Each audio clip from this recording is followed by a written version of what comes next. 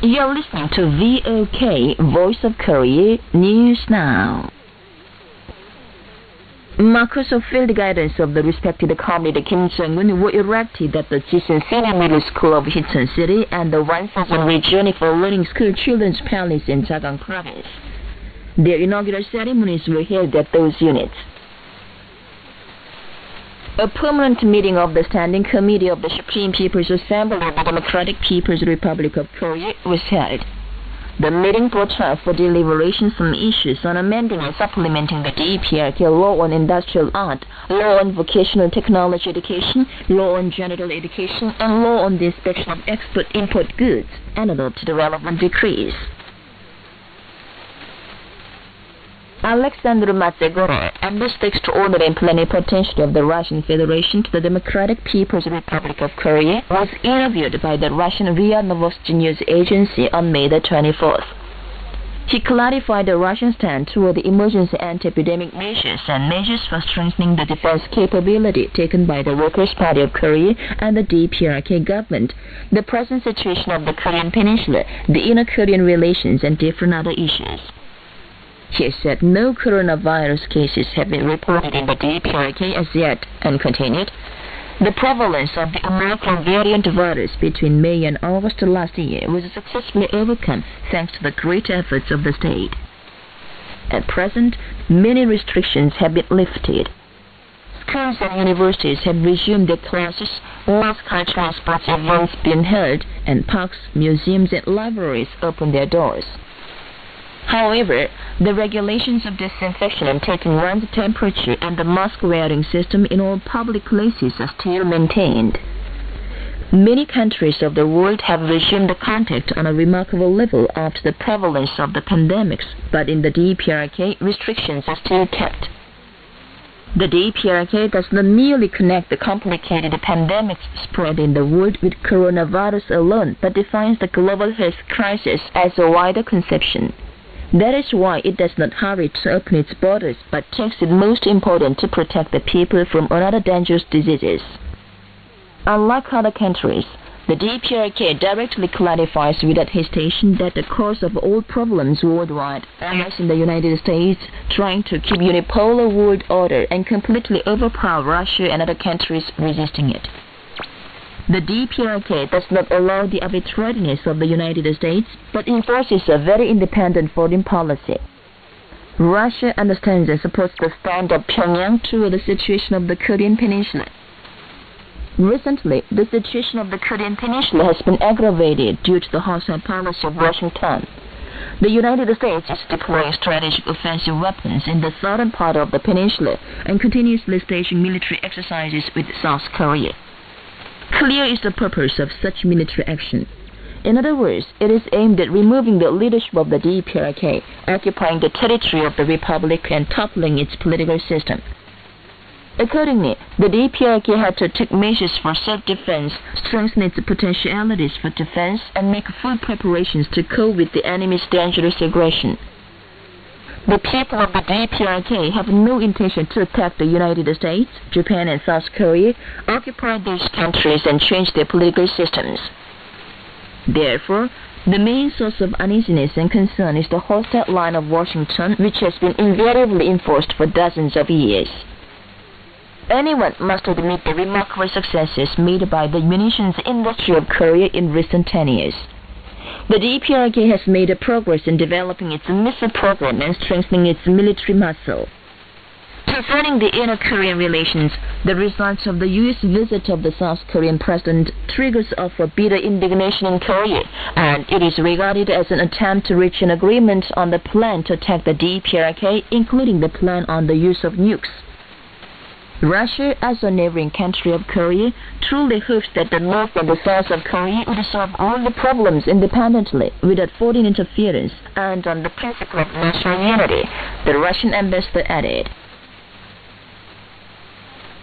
Active efforts are made in all parts of the country to complete the project for dry field irrigation. Thousands of new pumping stations have been built across the country. Pipe conduits have been laid and necessary pumping facilities provided. Technicians and skilled workers in South Pyongyang province work hard for normal operation of the pumping facilities. In Chagang province, efforts are made in contact with units concerned to do good wheat, barley, potato and maize farming by introducing dry field irrigating method suited to the actual conditions of the province. Other areas also speed up the work to finish the dry field irrigation project planned this year so that it can pay off in the early crop farming. North Hwanghae province produces with its own efforts tens of kinds of finishing building materials for the rural housing construction planned this year. Park County has pushed ahead with the production of tiles, paving blocks, cobblestones, artificial slates and logging at the same time, laying a foundation for ensuring the quality and speed of the construction. The County Furniture Factory and other building materials bases have brainstormed to finish the production of more than 10,000 pieces of finishing building materials while improving the quality of the products of all kinds and increasing their output. Songnim City manufactured the main raw materials of light-bond magnesia plywood by itself and built a glass yarn production process by using scrap glass, increasing the production of plywood. Bongsan and Yunsan counties strengthen the technical forces for the development of new products and solve the technical problems by themselves. In this course, they studied and introduced a colored mortar with locally available colored stones and legging. Many working people in school youth and children visit the site complex, a great temple of learning for all the people and a mighty functional hub of scientific and technological dissemination. Since its inauguration, the complex has been visited by a total of more than 4.4 million people. Its homepage has been visited by a total of more than 78 million people who have read a total of over 479 million data. The site complex provides the visitors with all data of different fields, and its information service draws the interest of many working people in school youth and children, as well as scientists, technicians, and educators. The industrial establishments and farms across the country have been enrolled in the SciTech Learning Space Network system, and many working people in the online education system.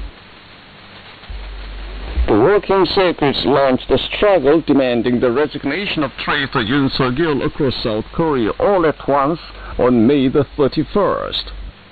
More than 35,000 workers of the organizations under the South Korean Confederation of Trade Unions in all parts of South Korea, including Seoul, Daejeon, and South Chungcheong Province, took part in the struggle. 14 industrial unions, including the Construction Workers Union and the Metal Workers Union under the Confederation, held advance meetings in different places of Seoul, declared a struggle for punishing traitor Yoon Suk-yeol, and marched to the meeting place. The fascist police checked the demonstration, creating a repressive atmosphere. After the demonstration, a meeting of resolution was held in and around Sejong Avenue, with the participation of over 20,000 workers, demanding the resignation of the traitor and a stop to pressure on workers. The chairman of the South Korean Confederation of Trade Unions denounced that traitor Yoon Suk-yeol is an out-and-out wicked man who never falls behind others in comparison with violence, suppression, and dictatorship of Chun Do-hwan, the pro-business policy against workers of Lee Myung-bak, and incompetency, corruption, and self-complacence of Park Geun-hye. And the chairman of the Metal Workers Union declared a struggle for the resignation of the traitor. Then the speakers condemned Yoon Suk-yeol, saying that he made a trip to sell South Korea through submission and diplomacy of reckless remarks. And now he is threatening even the health and security of the people with the nuclear-contaminated water of Fukushima nuclear power station of Japan. They stressed, "Today, we went on the general strike against the tyrannical rule of Yoon Suk-yeol regime. Our struggle is a legitimate self-defense against the violence which killed martyr Yang Hye-dong and is inflicted upon the workers. Our strike is a righteous practice and just struggle for the improvement of political, economic, social, and cultural status of workers." They said, the struggle of the trade unions for realizing the desire of Martha Yang He-dong and defending the rights to existence of workers and people will go on until the end of Yoon Suk-yeol. If today's struggle of metal workers become a spark spreading into wildfire, that can surely put an end to Yoon Suk-yeol. We will denounce in one voice the retrogressive revision of labor, suppression of trade unions, dictatorship of prosecution, creation of suppression by public security, and pro-capital junket of Yoon Suk-yeol regime, and stand in the van of the struggle for the resignation of the traitor. The participants also held a ceremony of tearing up a document certifying the Yoon Suk-yeol's election as president. It was scheduled to open a candlelight meeting cherishing the memory of Martha Yang He-dong under the sponsorship of the Joint Action of Struggle of Workers, civic, public, and religious organizations for Martha Yang He-dong in the evening of that day, but the fascist police mobilized more than 80 mobile squads and forcibly dispersed it. The participants opposed stoutly against the suppression of the fascist policemen. Under the titles including Resignation of Yoon Suk-yeol, Shout of 35,000 Workers of the South Korean Confederation of Trade Unions, Police Trying to Make the Meeting Illegal, We Cannot Live Under the Same Sky, and Let's Terminate Yoon Suk-yeol Regime, the mass media reported that the working circus defended May 31st general strike and opened up a prelude to the struggle for the resignation of Yoon Suk-yeol regime. Though they were deprived of their tents, the candlelight of cherishing memory further spread out, and citizens watching the situation took part in the meeting, and its venue is packed with people. And that's the end of the news, read by Lee Hyang-sim and Chae Jong-nam. This is VLK, the voice of Korea.